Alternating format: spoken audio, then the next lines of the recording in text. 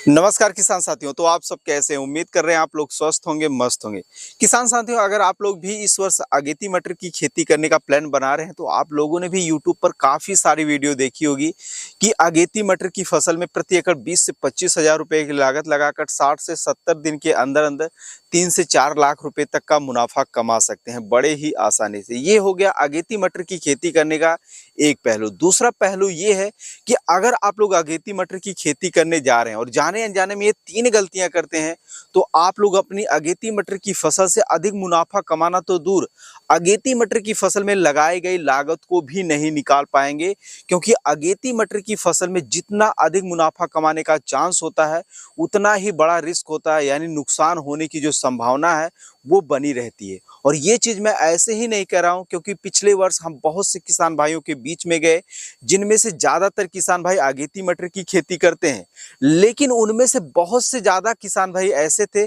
जो कि अपनी अगेती मटर की फसल में लगाई गई लागत को भी नहीं निकाल पा रहे थे, क्योंकि वह जाने अनजाने में ये 3 बड़ी गलतियां कर रहे थे। वह 3 बड़ी गलतियां कौन सी हैं, आप इससे कैसे बच सकते हैं, इसके बारे में अधिक जानकारी के लिए इस वीडियो को पूरा देखें। और हाँ, अगर आप लोगों ने अभी तक नंबर 1 खेतीबाड़ी यूट्यूब चैनल को सब्सक्राइब नहीं किया है तो इसी तरीके से और भी खेतीबाड़ी से जुड़ी उपयोगी वीडियो देखने के लिए चैनल को जरूर सब्सक्राइब। अगेती मटर की फसल में सब कुछ किए पर पानी फेरने वाली ये 3 गलतियां कुछ इस प्रकार है। पहला है अगेती मटर की बुआई करने में जल्दबाजी करना। हम में से ज्यादातर किसान भाइयों को पता है और बताया भी यही जाता है कि अगर आप लोग अपनी अगेती मटर की फसल से निकलने वाले उत्पादन का अच्छा मंडी भाव लेना चाहते हैं तो अगेती मटर की बुआई जो है 10 सितंबर से लेकर 15 सितंबर के बीच में ही कर देनी चाहिए। अब क्यों कर देनी चाहिए, कौन से किसान भाइयों को करनी चाहिए, कौन कौन से राज्य के किसान भाइयों को करनी चाहिए, ये कोई भी क्लियर नहीं बताता है। और ज्यादातर किसान भाई यहीं पर गलती कर देते हैं, वो अगेती बुआई कर देते हैं, जिससे उनके मटर के बीज का जर्मिनेशन प्रभावित तो देखने को मिलता ही है,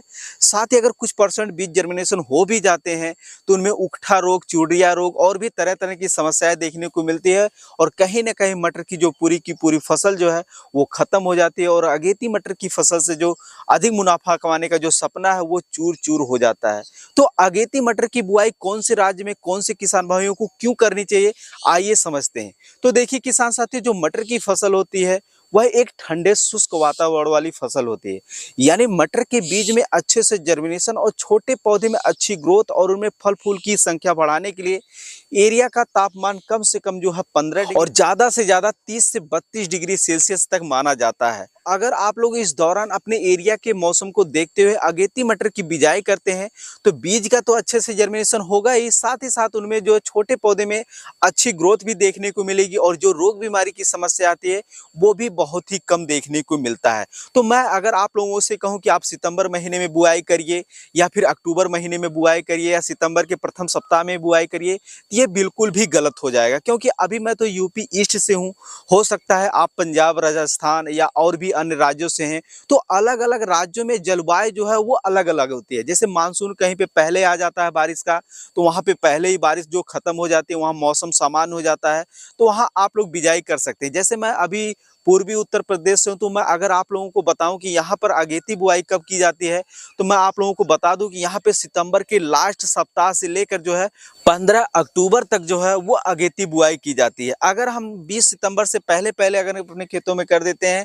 तो बीज जर्मिनेशन काफ़ी ज़्यादा प्रभावित देखने को मिलता है, क्योंकि यहाँ पे जो है टेम्परेचर इस दौरान जो है वह 35 से 40 तक पहुँचता रहता है। तो इस दौरान अगर आप लोग बुआई करते हैं तो आप लोगों की अगेती मटर की जो फसल है वो कहीं न कहीं बहुत ही बेकार देखने को मिलेगी, यानी उनमें जर्मिनेशन बिल्कुल भी प्रभावित देखने को मिलेगा। तो आप लोग सितंबर और अक्टूबर का महीना ना देखें, आप लोग अपने एरिया का टेम्परेचर देखें, जिस दौरान मौसम अच्छा हो जाता है, बारिश होने की संभावना बिल्कुल भी नज़र नहीं आ रही है और आप लोगों के एरिया में उस दौरान जो है मौसम जो है वह कम से कम जो है 30 से 32 डिग्री सेल्सियस तक अपर जाता है, यानी उससे ज़्यादा नहीं जा रहा है, उस दौरान आप लोग अपने अगेती मटर की फसल की बुआई कर सकते हैं। अगेती मटर की फसल में सब कुछ किए पर पानी फेरने वाली 3 गलतियों में से दूसरे नंबर पर है कि सूझबूझ और समझदारी से वैरायटी का सिलेक्शन ना कर पाना। आज के समय में भी हम में से ज़्यादातर किसान भाई ऐसे हैं कि बिना किसी वैरायटी के बारे में अधिक जानकारी लिए ही अपने खेतों में बिजाई कर देते हैं, क्योंकि दुकानदार कहता है कि ये वाला बीज ले जाइए, ये बहुत ही अच्छा है।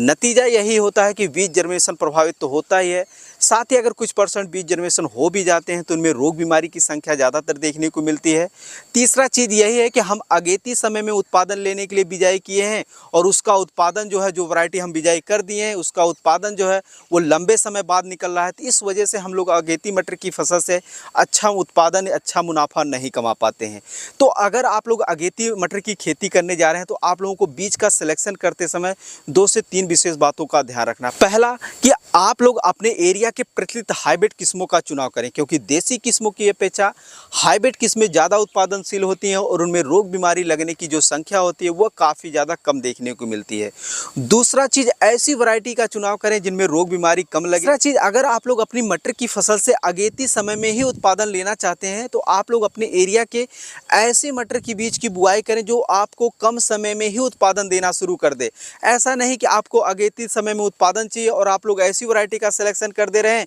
जो आपको ज़्यादा दिन बाद उत्पादन दे, 70 से 80 दिन बाद उत्पादन दे। तो आप लोगों को ऐसी वैरायटी का चुनाव बिल्कुल भी नहीं करना है। आप लोगों को ऐसी वैरायटी का चुनाव करना है जो आपको 55 से 60 दिन के अंदर अंदर ही उत्पादन देना शुरू कर दे। अगर आप लोग ये जानना चाहते हैं कि अगेती समय में मटर की कौन कौन सी वैरायटियों की बिजाई कर सकते हैं तो यहाँ पर मैं आप लोगों को इसका नाम बिल्कुल भी नहीं बताऊंगा, क्योंकि अगर मैं बताने लग जाऊंगा, उसकी विशेषताओं के बारे में बताना लग जाऊंगा तो वीडियो काफ़ी ज़्यादा बड़ी हो जाएगी। तो उसका ऑलरेडी हमने पहले ही वीडियो बना दिया है, तो इस वीडियो को आप लोग जाकर देख सकते हैं। इसका लिंक आप लोगों को डिस्क्रिप्शन में देखने को मिल जाएगा। और अगर आप लोग अगेती मटर की खेती करने जा रहे हैं तो सूझबूझ और समझदारी से अच्छी क्वालिटी के ही बीज की बुआई। अगेती मटर की फसल में सब कुछ किए पर पानी फेरने वाली 3 गलतियों में से तीसरे नंबर पर है कि मटर की फसल में रोग का नियंत्रण समय पर ना कर पाना। तो देखिए किसान साथियों, अगर आप लोग अगेती मटर की खेती कर रहे हैं और अगेती मटर की फसल में जो अभी आप लोगों को हमने 2 पॉइंट ऊपर बताया है उसका विशेष बात का ध्यान रखते हैं तो आप लोगों की मटर की फसल में रोग लगने का जो चांस है वो बहुत ही कम रहता है।